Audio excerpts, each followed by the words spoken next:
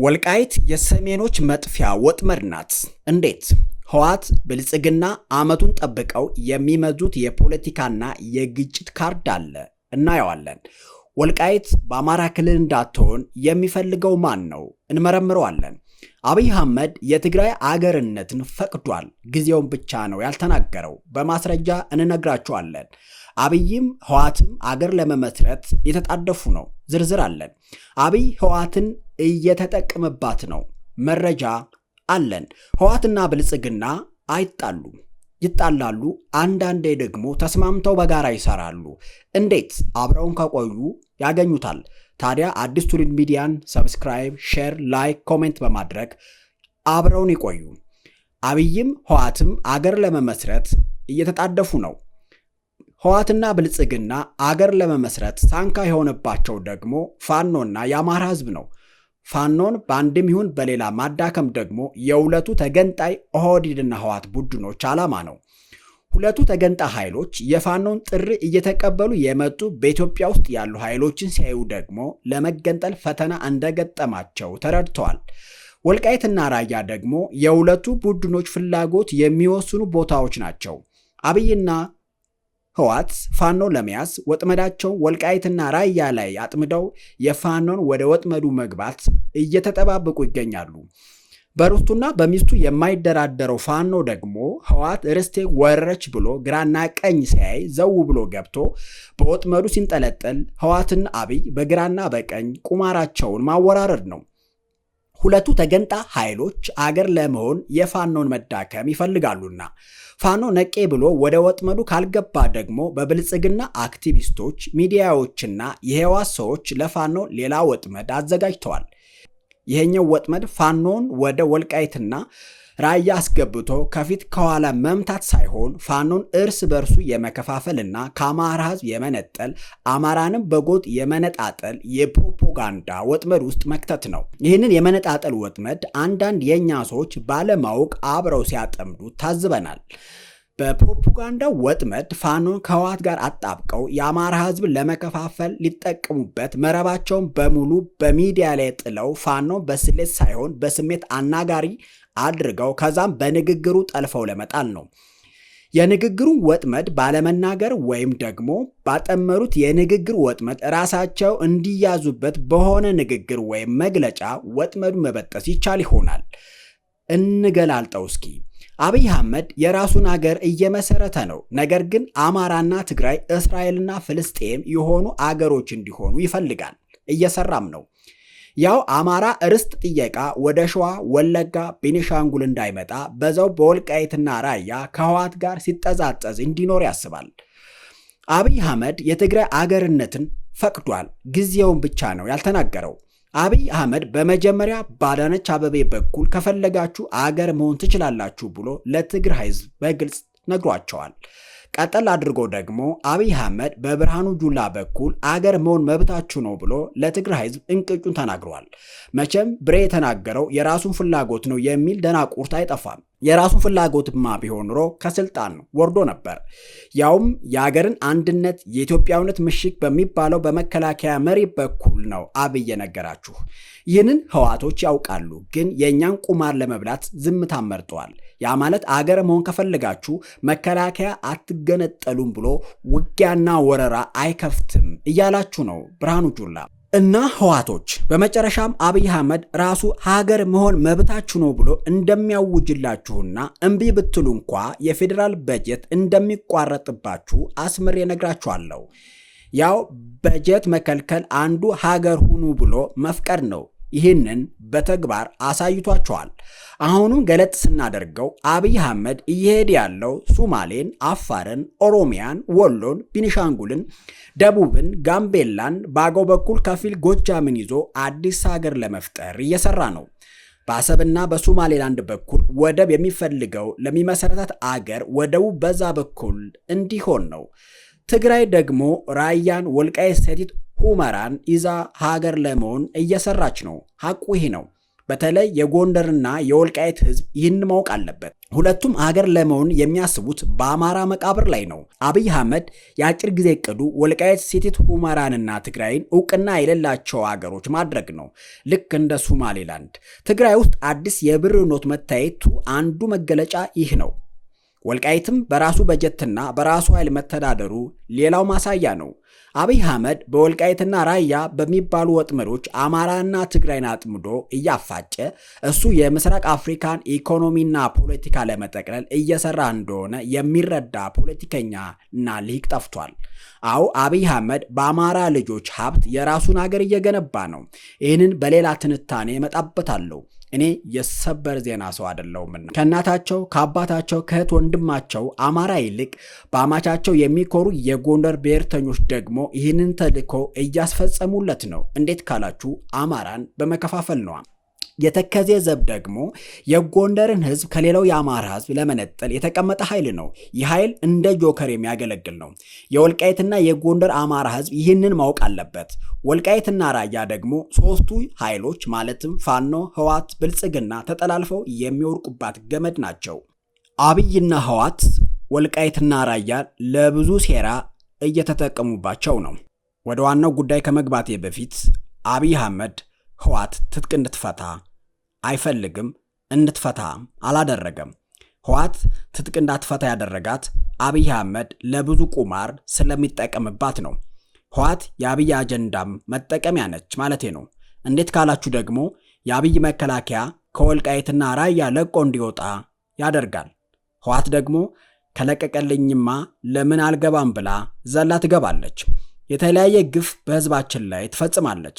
ፋኖ፣ የተከዜ ዘብ፣ የአማራ ሚኒሻና አድማ ብተና ደግሞ ርስቴ ተወረረ፣ ህዝብ ተበደለ ብሎ ከህዋት ጋር እንዲጋጭ ይገፋፋል። ይህ ወጥመድ ከሰበረ ደግሞ አብይ አህመድ ህዋትን እየተጠቀመባት እንደሆነ ያሳያል። በዚህ ምክንያት ህዋት ሰሜኑን የማጠፋፋት ሴራ እንድትሰራ አብይ አህመድ መጠቀሚያ እያደረጋት ነው። ወልቃይትን ብትሆን ደግሞ ለአብይ አህመድ ፋኖና ህዋትን ለመምታት የሚጠቀምባት በአንድ ድንጋይ ሁለት ወፍ የሆነች ግዛት ነች።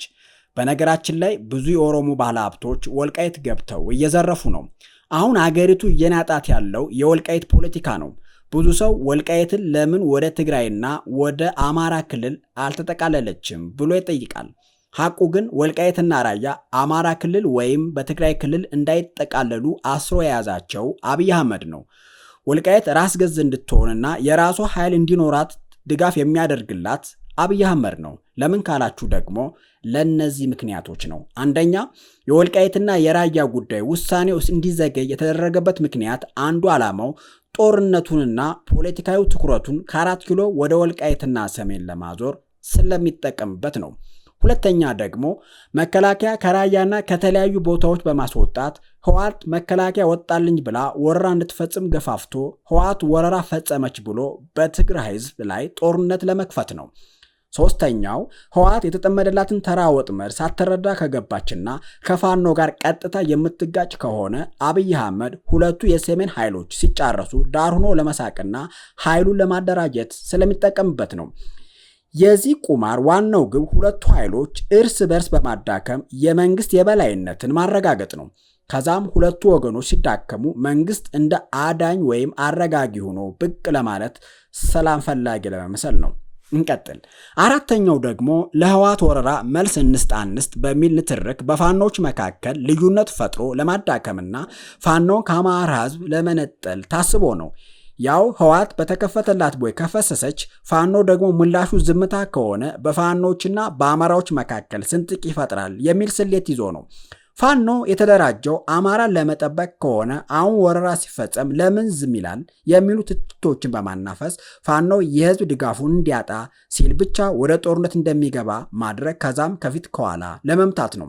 አምስተኛው ደግሞ ፋኖ ዝም ካለ ደግሞ የኋላ አፈሙዛቸው ወደ እኔ ማዞራቸው አይቀርም ያላቸው ሚኒሻ አድማ ብተና ከህዋት ጋር አጋፍጦ ማስመታት የአማራ ኃይልን ማዳከም ነው። ስድስተኛው ደግሞ ህዋት በአማራ ክልል ላይ ወረራ ከፈጸመች ህዋት ስምምነቶችን ጥሷል ተብሎ በዓለም አቀፍ ደረጃ ተሰሚነቱ እንዲቀንስ ወይም ዳግም ወታደራዊ እርምጃ እንዲወሰድበት መንገድ ለመክፈት ነው።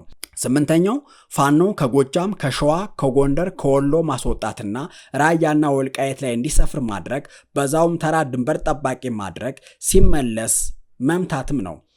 9ኛ ፋኖን ህወሓትን በፋኖ ማስመታትና ሁለቱን ኃይሎች በአንዴ ማጥፋትና ማዳከም አስቦ ነው። 10ኛው የአማራ የኢትዮጵያ ህዝብ እንዲሁም የዓለም ፖለቲካ ወደ ፋኖና ህወሓት መለወጥ እና የራሱን ሀገር በዝምታ መገንባት ስለሚፈልግ ነው። 11ኛ ምርጫ ማራዘም ነው። ህወሓትና ብልጽግና ምርጫ በመጣ ቁጥር ምርጫው እንዲራዘም የሚመዟት ካርድ ወልቃይት ነች። ህወሓትም ብልጽግና በህዝብ የተመረጠ መንግስት የሚለውን ለማጥፋት ሲሆን ብልጽግናም ደግሞ ህወሓትን አጥፍቶ በትግራይ ውስጥ ምርጫ አካሂዶ ተመረጥኩኝ ለማለት አስቦ ነው። እና መፍትሄው ምንድነው ካላችሁ ደግሞ መፍትሄው 2 ነው። 1 ህወሓት ወደ አማራ ግዛት የምታደርገውን ትንኮሳ ማቆምና የውስጥ ፖለቲካዋን መፍታት፣ በተለይ ፓርቲም ታጣቂም ያለው የጌታቸው ረዳን እንቅስቃሴ መግታት ላይ መስራት እንጂ ትንኮሳዋ የህወሓትንም ህልውና እንዲያበቃ ያደርገዋል። 2 ከፋኖ ጋር በግልጽ አሊያንስ መፍጠር እና ዋናው የሰሜኖችና የኢትዮጵያ ህዝብ ጠላት የሆነው አብይ ላይ ማተኮር ነው። ፋኖ ደግሞ በዚህ የወጥመድ ጦርነት ዘው ብሎ አለመግባት። ህወሓት እንኳ ወረራ ብትፈጽምም ተጠያቂው ፋኖ ሳይሆን መንግስት ነው። ባንኩም ታንኩም እና አካባቢውን እየመራ ያለው መንግስት ስለሆነ ተጠያቂው ፋኖ ሳይሆን መንግስት ነው። ይህ ለህዝባችን ማስረዳት ያስፈልጋል። የወልቃይት ዘብ ደግሞ ማወቅ ያለበት ጉዳይ በሁለቱ ወጥመዶች ውስጥ ገብቶ የሚመታ ያለ ውጤት ከንቱ መስዋዕትነት የሚከፍል ኃይል መሆኑንና ለዘላቂ ህልውናው ከፋኖ ጋር መተባበር አለበት እና ሰሜኖች የተጠመደላችሁን ወጥመድ በጥበብ አልፋችሁ ወደ 4 ኪሎ ሂዱ ለማለት ነው። አብይ አህመድ እና ህወሓት አይጣሉም፣ ይጣላሉ፣ አብረው ይሰራሉ። እንዴት? በሚስቱ በኩል ለሚዛመዳቸው የወልቃይት ህዝብና የተከዜ ዘብ ሳይሆን ለህወሓትና ለቲዲኤፍ ደሞዝ የሚከፍለው አብይ አህመድ ነው። የህወሓትን ደሞዝ የሚቆርጥላት ኦህዴድ አብይ ሆኖ ሳለ ህወሓት ጦርነት ቀሰቀሰች የሚሉ የዝናሽ ደንገጥሮች ናቸው። የዝናሽ ደንገጥሮችና አንዳንድ የፋኖ ደጋፊ ነን ባዮች በሁለት ጎራ ተሰልፈው አንዱ ህወሓትን እንደ ታማኝ አጋር፣ ሌላው ኦህዴድን እንደ ታማኝ አጋር አድርገው ዘፈኑን ያጣጡፉታል። ሁለቱም ግን ስተት ነው። አብይ ለህወሓቶች አቅም ኑሯችሁ ወልቃይትን ብትወሩ ግድ አይሰጠኝም ይላቸዋል። ህወሓትና አብይ በወልቃይት አይጣሉም፣ አብረው ይሰራሉ። አብረው ማጥፋት የሚፈልጉት ኃይል አለና አብይ ለህወሓት ወደ አዲስ አበባ ለመምጣት እስካላሰብሽ ድረስ ደሞዝሽን እሰጥሻለሁ፣ በጀት እለቃለሁ። ያ ማለት አብይና ህወሓት የሚጣሉት ህወሓት ፊቷን ከወልቃይትና ራያ ወደ 4 ኪሎ ካዞሮች ብቻ ነው ለማለት ነው። ተስማምተው የሚሰሩት ጠንካራ የአማራ ኃይል እንዳይኖር ነው። አዎ ሰሜናዊ ነን፣ ግን ሰሜናዊ የሆነው በአቅጣጫ ከሆነ አቅጣጫ የጥምረት መርህ ሆኖ አያውቁም። አንተ ሰሜናዊ ነው ያልከው ኃይል አዎነን ብሎ አብሮ ካልቆመ ጭራሽ ወጥመድ ካጠመደልህ በማባበል የምታመጣው አንድነት የለም። ሁሉም ኃይል ከፋኖ ጋር ወዶና ፈቅዶ ካልመጣ በአክቲቪስት ማሞካሸት አይሆንም። ህወሓት 4 ኪሎ የመግባት ሐሳቧ ከ25 በመቶ በታች ነው። ስለዚህ አብይን ለመጣል መሰለፏ እርግጠኛ አይደለንም። ህወሓት ወደ መከላከያ ወይም ወደ አብይ ጥይት የመተኮስ ፍላጎት የላትም። ፍላጎቷ የወልቃይት ዘብን ፋኖን ማዳከም ነው። ምክንያቱም 4 ኪሎ አብይ እንድትገባ አይፈቅድላትም። ፍላጎት የላትም። ፍላጎቷ አገር ለመሆን ነው። በአሁናዊ ሁኔታ ህወሓት የህልውና አደጋ ውስጥ አይደለችም። ጦርነትም አልተከፈተባትም። ይቀጥላል። የዛሬውን ትንታኔ በዚህ አበቃው። አዲስ ትውልድ ሚዲያን ሰብስክራይብ እና ሼር፣ ኮሜንት በማድረግ ያበረታቱን።